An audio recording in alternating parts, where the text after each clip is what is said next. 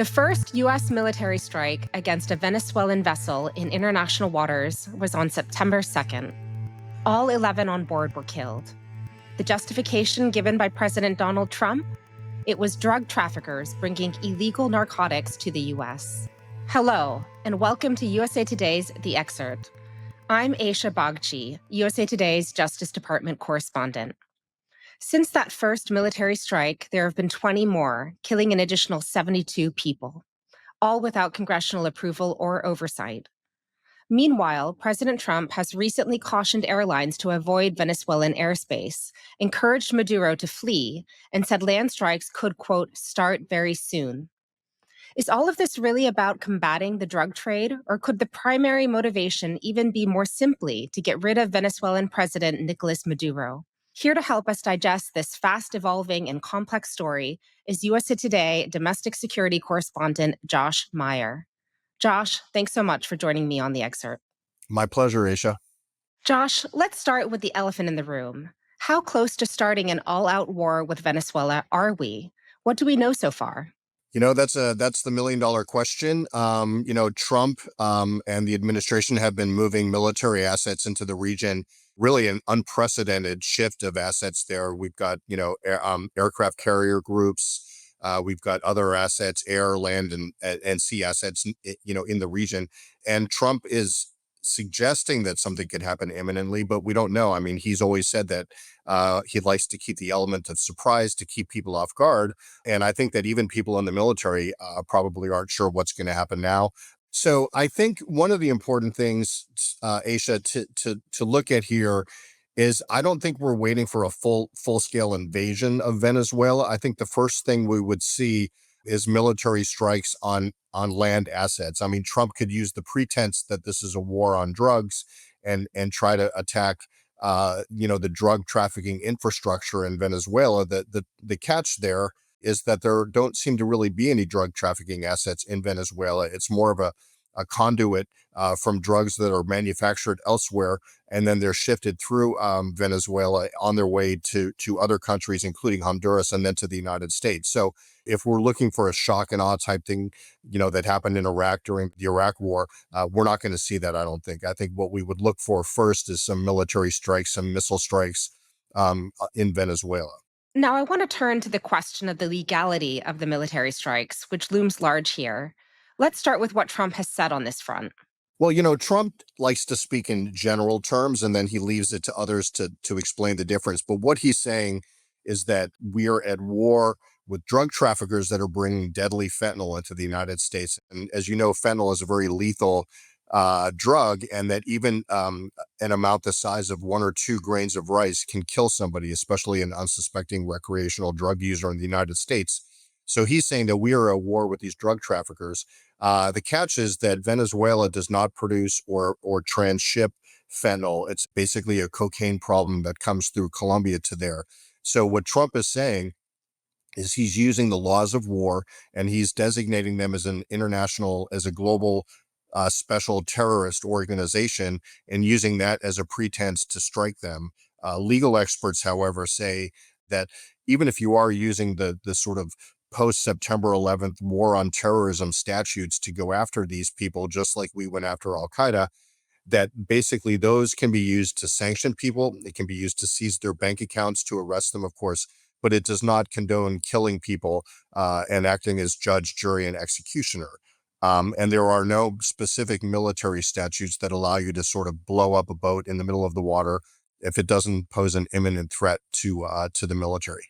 And we're just over 3 months past the first strike now. How has Congress responded so far? Well, these days we're very fractured. I mean, Congress is very split into two. You've got the Republicans falling into line behind President Trump, and the Democrats basically trying to fight back, but they don't really have any authority. They can't call congressional hearings because they're in the minority in the House and the Senate.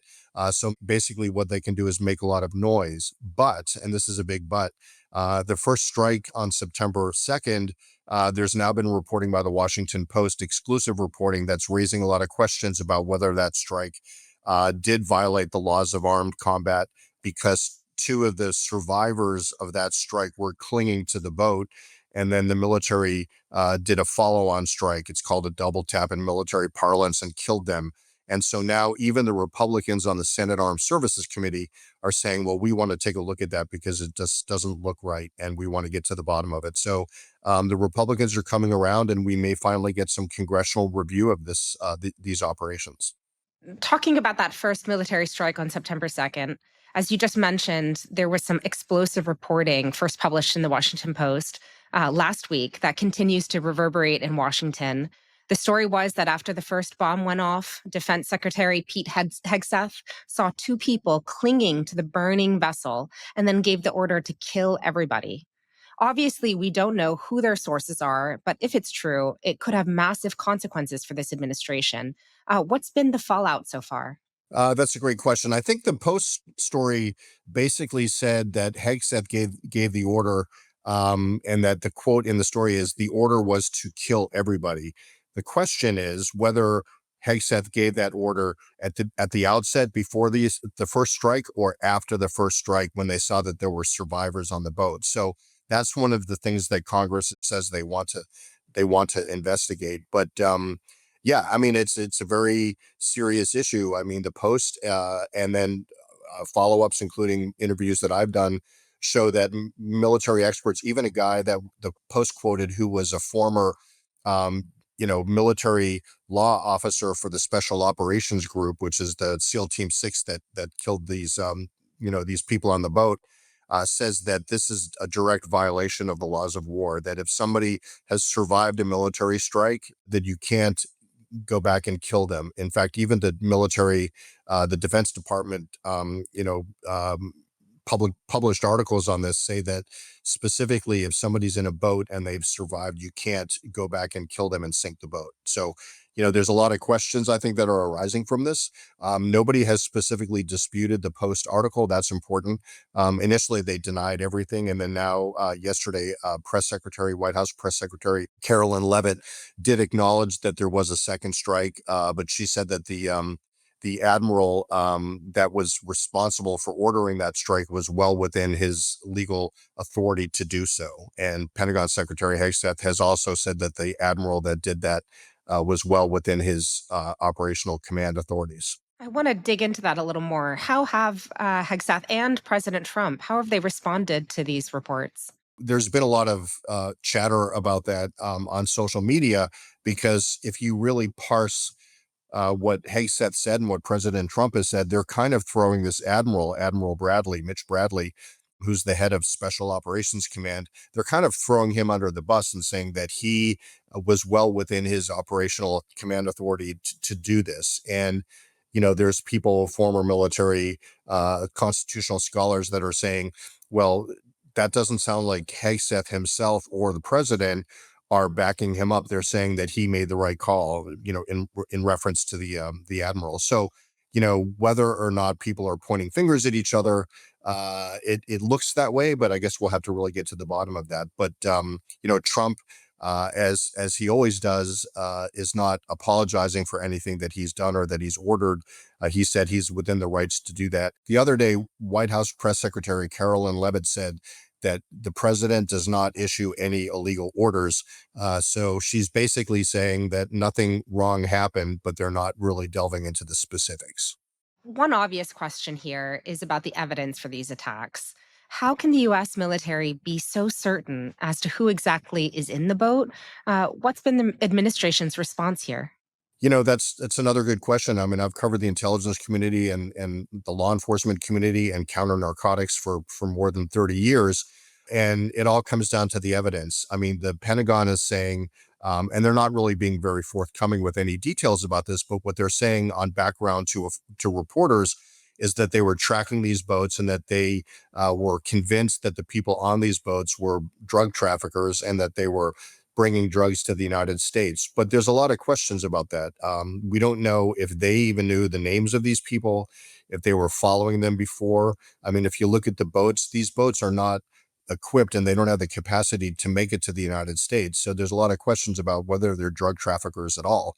I mean, in their story, the Post said that there's a lot of questions about the people on the boat that was sunk on September 2nd and whether they were drug traffickers.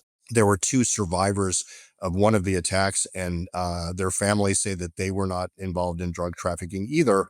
And I think one of the biggest questions here is, if you're really going after the drug cartels that are bringing the drugs to the United States, especially fentanyl, killing, small-time smugglers on boats like this is not going to do anything to get rid of the problem. What you really need to do is go after the big-time traffickers, the cartel leaders. And at the same time that Trump is saying that he needs to go after the people on these boats, he just pardoned the former president of Honduras, who was convicted in a federal court in New York with trafficking 400 tons of cocaine into the United States. So, there's a lot of questions here about what the motivations are, what the strategy is, and whether it's really consistent.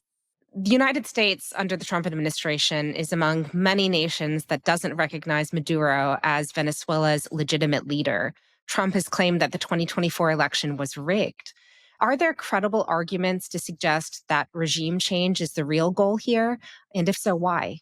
There's a lot to unpack there. One, I think it's important to note that even if Maduro is not the free and fair winner of elections in Venezuela, and there are a lot of people that have challenged that, there's literally dozens of other countries around the world where the elections have come into question, in Africa, Latin America, Asia, for instance, and we're not going after them and seeking regime change.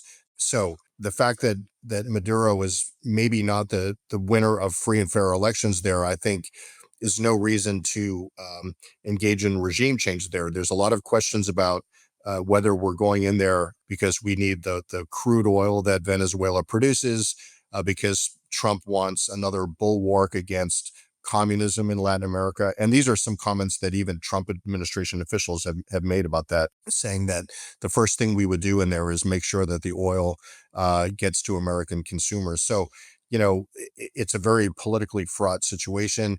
But I think that there's a lot of other countries around the world that are looking somewhat with dismay that we would just go and order a regime change against a government just because we don't like them. So a lot of eyes are watching this to see what happens next. Regarding impending land strikes, of course, Congress is the only entity empowered to declare war. We're not talking about drug cartels operating in international waters anymore. How has Congress responded to Trump's latest threats, if it has at all? I think, again, the Republicans are kind of trying to duck for cover because they want to support Trump, 100%, oftentimes without really asking a lot of questions about why he's doing something. And the Democrats are pushing back. But I think this is probably going to come to a head. I do think that the Republicans so far have not pushed back on land strikes in Venezuela, unless one of them has said something that I missed. But right now Congress is kind of staying out of the way and letting things play out the way the way they are. At least the Republicans who could team with the Democrats to stop something like this. But Congress has often been left out of the loop when it comes to military strikes in foreign countries. Thanks, Josh, for being on the Excerpt.